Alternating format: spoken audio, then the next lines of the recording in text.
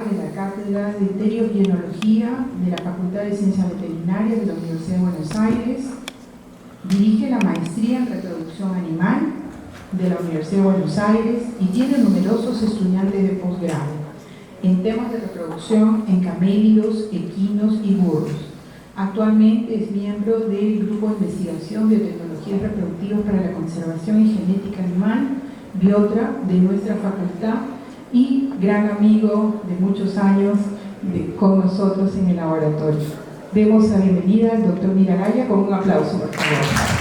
Gracias a ustedes por estar con nosotros y aceptar esta invitación en nuestra universidad. Gracias.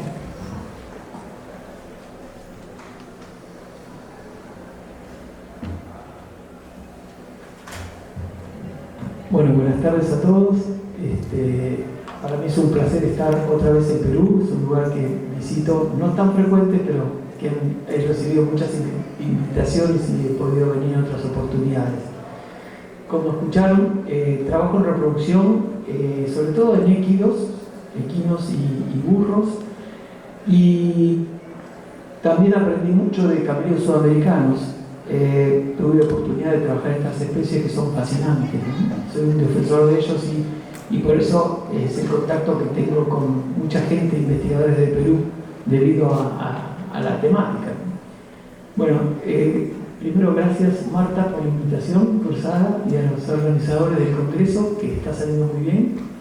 Y vamos a empezar un poquito. La idea es que hable de las biotecnologías que se están utilizando, se están haciendo, algo de detalle, y de lo que está por venir también.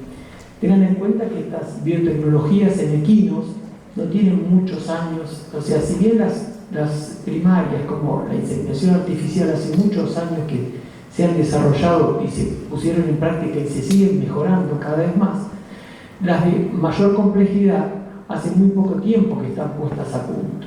O sea que hay muchos estudios todavía que se necesitan en estas especies para lograr mejores resultados.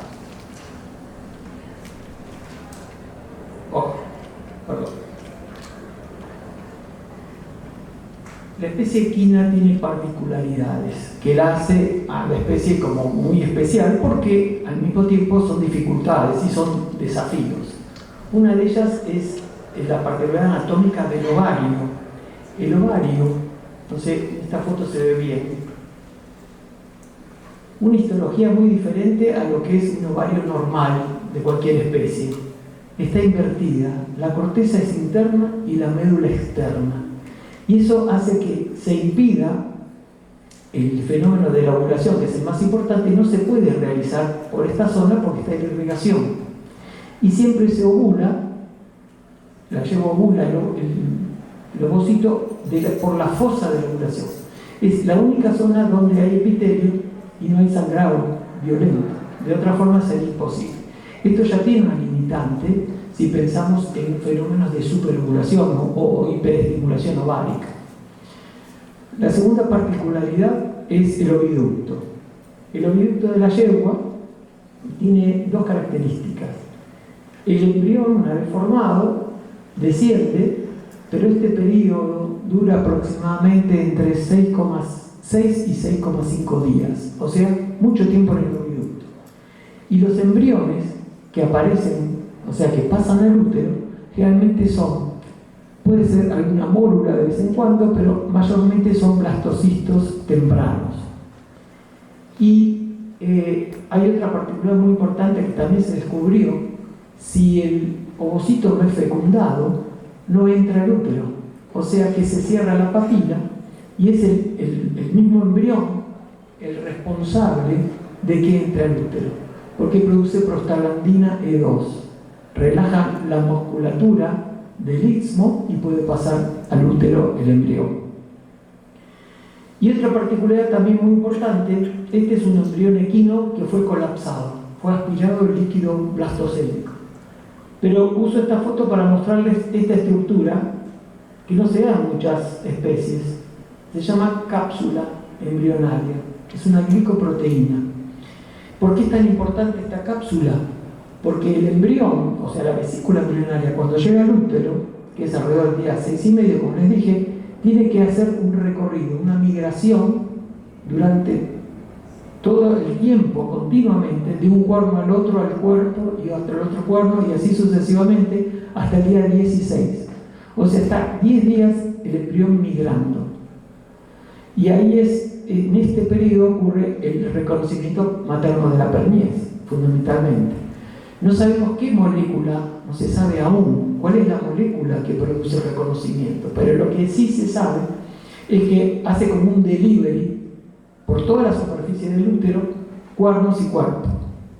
Y es esencial este movimiento. Hay experimentos hechos por el doctor Ginter, que fue uno de los fisiólogos que más estudió la especie, donde ligaba un cuerno y si se le impedía ese movimiento, se producía la pérdida de esa gestación. Se liberaba prostaglandina y se relajaba el cervix y comenzaba un nuevo ciclo. O sea, estas son particularidades propias de la especie. De las técnicas que vamos a hablar, fíjense que una de las más importantes al principio fueron todos estos protocolos hormonales para controlar el ciclo, para inhibirlo, estimularlo y hasta superestimularlo.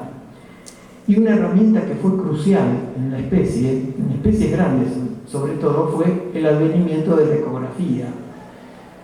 Acá es muy importante la ecografía, ¿por qué? Porque el cuerpo lúteo, o sea, después de la ovulación se forma la estructura luteal en el útero que no es palpable, es interna en el ovario. Y gracias a la ecografía se puede determinar la presencia de un cuerpo lúteo, o sea, podemos saber si esa llegó a óvulo. Y además de la ecografía, hace unos cuantos años apareció la ecografía ecodoppler color, que nos da, además de la estructura y calidad por lo que es blancos y negros, o sea, zonas densas, hipodensas, se va a poder ver también con el ecodoppler color la irrigación. Y es fundamental porque muchos de estos fenómenos fisiológicos aumenta o disminuye la irrigación y se puede ver con este tipo de ecografía, o sea que es esencial para la especie. Con respecto a la producción de embriones y transferencia de embriones, tengan en cuenta que en los 80 aparecen las primeras transferencias con una cría nacida viva, ¿no? La transferencia embrionaria es la transferencia de un embrión desde una donante, a una receptora. Antiguamente la técnica comenzó con una transferencia quirúrgica, que era muy engorrosa. Yo cuando tuve la oportunidad de viajar a Estados Unidos para capacitarme y estudiar, todavía aún que ya estaba la técnica no quirúrgica, seguían haciendo cirugías porque les resultaba como que era un método ya que les funcionaba bien, pero era un gasto increíble de dinero. Además, imagínense hacer anestesias a estas yeguas receptoras que después se tienen que recuperar bien, pararse, porque ahí están los riesgos de accidentes y demás. O sea que la recuperación y transferencia de embriones no quirúrgicos cambió mucho la historia y se hizo posible que esta transferencia se pueda hacer inclusive a campo, en condiciones de campo. Después aparece la necesidad de la conservación de embriones. Vamos a hablar de esto, vamos a hablar de congelamiento y vitrificación.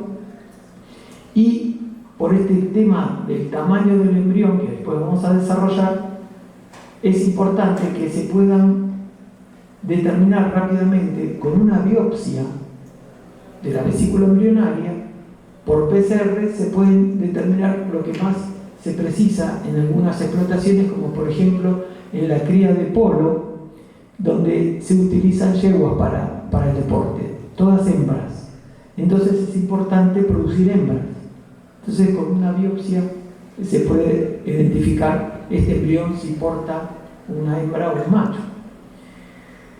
Compitiendo con la transferencia embrionaria aparecen otras tecnologías como es el ovum pick-up, que es el OPU o aspiración folicular in vivo.